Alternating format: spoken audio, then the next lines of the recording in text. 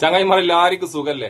നമ്മൾ ആർ എസിന്റെ 100ാം വാർഷികാന്നും പറഞ്ഞിട്ട് ഒരു 100 രൂപന്റെ കോയിന്റെ അകത്ത് RSSന്റെ കൊടിയും ഭാരതാംബയുടെ ചിത്രമെല്ലാം വെച്ചിട്ട് ആകെ നാണം കിട്ട് നാറി പണ്ടാരടങ്ങി ഇരിക്കുന്ന കേട്ടാ. എങ്ങനെയെങ്കിലും RSSനെ വെളുപ്പിക്കാൻ വേണ്ടിട്ട് ഈ ചാണക സംഖ്യകൾ നോക്കുമ്പോ വിവരവും വിദ്യാഭ്യാസമുള്ള ആൾക്കാർ വന്നിട്ട് അടിച്ച് സംഖ്യയുടെ അണ്ണാക്കി കൊടുക്കുന്നു.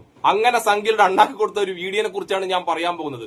ഒരു പെൺകുട്ടി, ഒരു നട്ടലുള്ള പെൺകുട്ടി, അഡ്വക്കേറ്റ് മനീഷ രാധാകൃഷ്ണൻ സംഖ്യകളുടെയും സംഘിണി തള്ളച്ചികളുടെ എല്ലാ അണ്ണാക്കി കയറി വെടിപൊട്ടിച്ച് ടപ്പടപ്പാന്ന് വെടിപൊട്ടിച്ച്. അഡ്വക്കേറ്റ് മനീഷ RSS എന്താണെന്നും RSS ചെയ്തു വരുന്നത് എന്തെല്ലാണെന്നും കൃത്യമായിട്ട് പറഞ്ഞു വെച്ചിട്ടുണ്ട്. ഇന്നലെ അഡ്വക്കേറ്റ് മനീഷ RSSനെതിരെ ഇങ്ങനെ ഒരു വീഡിയോ ഇട്ടതിന് ശേഷം ഭയങ്കര ഭീഷണിയാണ്. ആ ഭീഷണിയൊന്നും അവർക്കൊരു പുല്ലും ഒരു ചുക്കുമല്ല.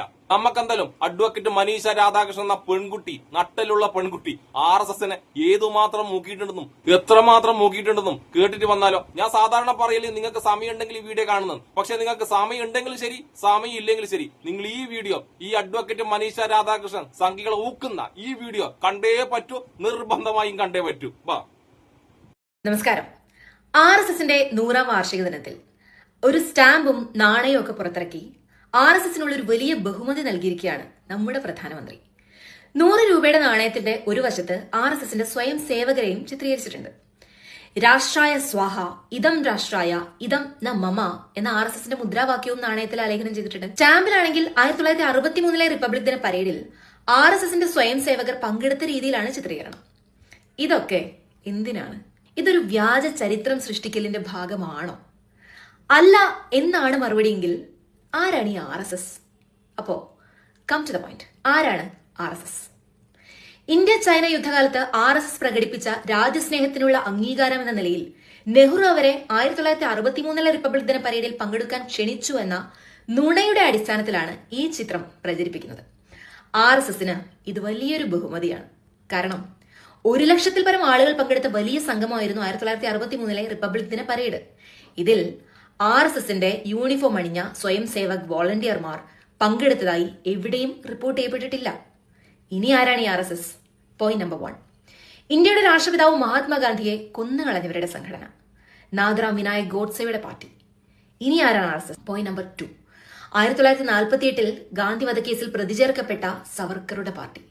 കേസിൽ മാപ്പ് സാക്ഷിയാക്കപ്പെട്ട ദിഗംബർ ബാഡ്ഗെയുടെ മൊഴി പ്രകാരം ഗാന്ധിവധത്തിന് മുൻപ് ഗോഡ്സെ സവർക്കറെ ബോംബെയിൽ വെച്ച് കാണുകയും സവർക്കർ വിജയിച്ചു വരൂ എന്ന് അനുഗ്രഹിച്ച് ഗോഡ്സെയെ യാത്രയാക്കുകയും ചെയ്തിരുന്നു. ഇനി ആരാണ് ഈ RSS?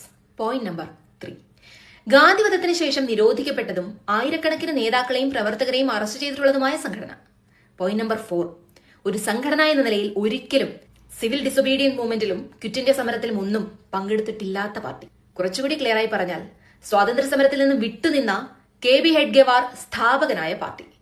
പോയിന്റ് നമ്പർ 5, ദേശീയ പതാക അംഗീകരിക്കരുത് എന്ന് സ്വന്തം മുഖപത്രമായ ഓർഗനൈസറിൽ സ്വാതന്ത്ര്യം ലഭിക്കുന്നതിന് തൊട്ടു തലേനാൾ, അതായത് 1947 ഓഗസ്റ്റ് 14 ലേഖനത്തിൽ പരസ്യമായി പറയുകയും ചെയ്ത സംഘടന. പോയിന്റ് നമ്പർ 6, 1947 ഓഗസ്റ്റ് 15 സ്വാതന്ത്ര്യം ലഭിച്ചപ്പോൾ സ്വന്തം ആസ്ഥാനമായ നാഗ്പൂരിൽ ഇന്ത്യയുടെ ത്രിവർണ പതാക, ദേശീയ പതാക ഉയർത്താതിരുന്ന രാജ്യസ്നേഹികളുടെ പാർട്ടി.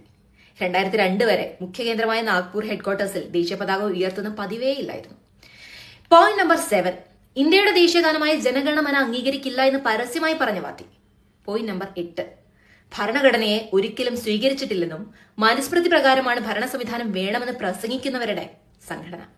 1949 RSSന്റെ മൗത്ത്പീസായ ഓർഗനൈസറിൽ ഇങ്ങനെയാണ് എഴുതിയത്: to this day there is no mention of that unique constitutional development in ancient Bharat, Manu's law, which are universally acknowledged as the basic of our culture. But our constitution makers have their own wisdom chosen to discard this and imitate Western system. Point number 8, ഡൽഹിയിലെ രാംലീല മൈതാനത്ത് ഭരണഘടനയുടെ ശില്പിയായ doctor BR അംബേദ്കറുടെ എഫിജീസ് കത്തിച്ചു കളഞ്ഞ അംബേദ്കറെ anti Hindu എന്ന് വിളിച്ച party.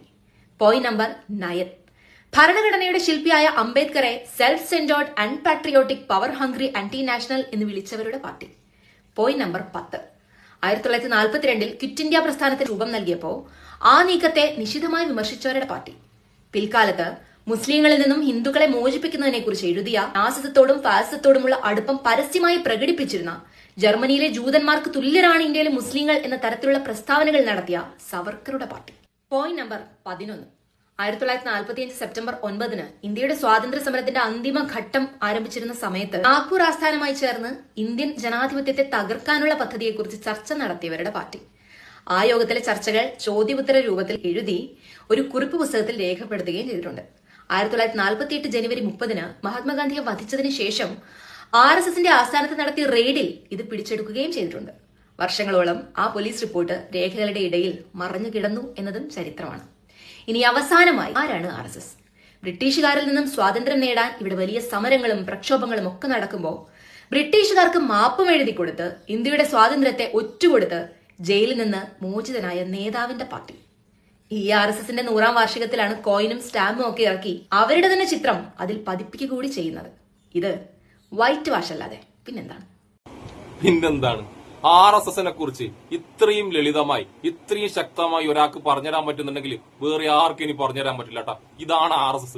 ഇന്ത്യയുടെ ഒരു നേട്ടത്തെയും അംഗീകരിക്കാത്ത, ഇന്ത്യയുടെ ഒരു നേട്ടത്തിലും പങ്കാളികളല്ലാത്ത ഒരു ടീമിന്റെ പേരാണ് RSS. ഇങ്ങനെ സംഘികൾ വെളുപ്പിക്കാൻ വേണ്ടി ഓരോരോ കാര്യങ്ങൾ കൊണ്ടുവരും, എന്നിട്ട് സംഘികളുടെ കുണ്ടിക്കന്നെ വെടികൊണ്ടേയിരിക്കും. ഭരണത്തിലേറി 11 വർഷം കൊണ്ട് ഇന്ത്യക്കുള്ള എല്ലാം വിറ്റ് മുടിച്ച് പണ്ടാരടക്കിയിട്ട് ഇന്ത്യനെ സാമ്പത്തിക രംഗത്ത് ഏറ്റവും പിന്നോട്ടേക്ക് കൊണ്ടുപോയി വെച്ചിട്ട് ഇപ്പവും നേട്ടമുണ്ട് എന്ന് പറയുന്നുണ്ടെങ്കിൽ ഇത്രമാത്രം ബുദ്ധിയും വിവരമില്ലാത്ത ആൾക്കാരാണ് ഈ RSSകാരെന്നും ഈ സംഘികളെന്നും നമുക്ക് മനസ്സിലാവൂലേ? RSS സ്വാതന്ത്ര്യ സമരത്തിൽ എന്തെങ്കിലും സംഭവം ചെയ്തിട്ടുണ്ടെങ്കിൽ, എന്തെങ്കിലും സംഭാവന ചെയ്തിട്ടുണ്ടെങ്കിൽ നിങ്ങൾക്ക് ഇവരുടെ കമന്റ് ബോക്സിൽ പോയിട്ട് പറയാം. നിങ്ങൾക്ക് ഉണ്ട പറയാൻ പറ്റും, നിങ്ങൾക്ക് ഉണ്ടയല്ലേ പറയാനുള്ള. എന്നിട്ട് ഈ പെൺകുട്ടീനെ പോയിട്ട് വെല്ലുവിളിക്കുക, ഇവളെ തട്ടിക്കളും ഇവളെ ഇല്ലാണ്ടായി കളയുന്നു. ഇതല്ലാണ്ട് നിങ്ങൾക്ക് ഈ വെല്ലുവിളിക്കാനല്ലാണ്ട് വേറെ എന്താ പറ്റുക? എന്നിട്ട് വെല്ലുവിളിക്കാൻ വന്നവന്റെ അടുത്തേക്ക് പോകുമ്പോ ഓടും, എടപ്പാള് വഴി ഓടും. ഓസ്കാർ നേടുന്ന ഓട്ടം ഓടും ചാണക സംഖ്യകൾ. നമുക്കെന്തായാലും അഡ്വക്കേറ്റ് മനീഷന ഒരു ചാണക സംഖ്യ ഭീഷണിപ്പെടുത്തത് എന്താന്ന് കേട്ടിട്ട് വന്നാലോ?